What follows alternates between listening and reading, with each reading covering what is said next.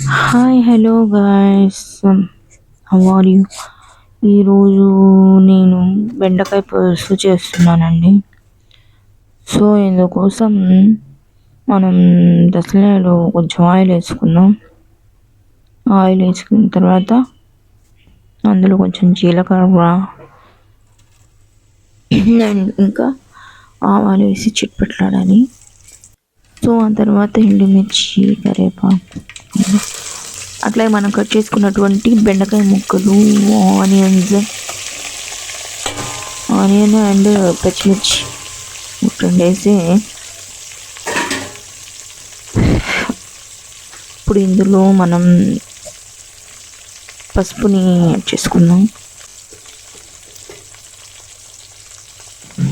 Half minute తర్వాత పసుపు, salt and కారాన్ని కూడా యాడ్ చేసుకున్నా.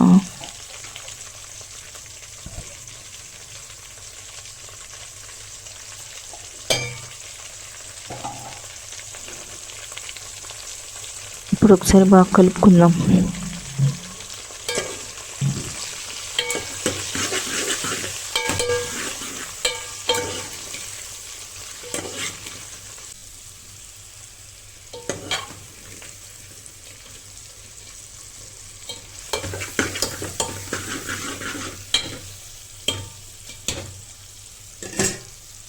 ఆ తర్వాత మనం ఇందులో చింతపండు రుజుని తీసుకొని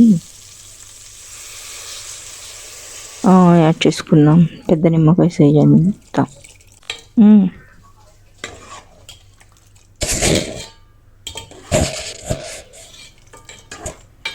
ఇందులో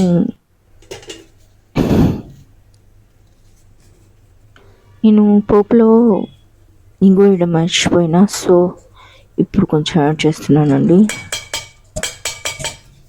ఆ తర్వాత దీనికి మనం ఎంత వాటర్, ఇంకా సరిపడిన వాటర్ యాడ్ చేసుకొని కలుపుకోవాలండి.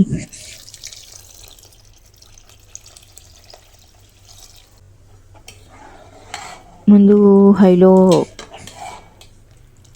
2 minutes హైలో పెట్టి తర్వాత సిమ్లో ఉడికించుకోవాలన్నమాట.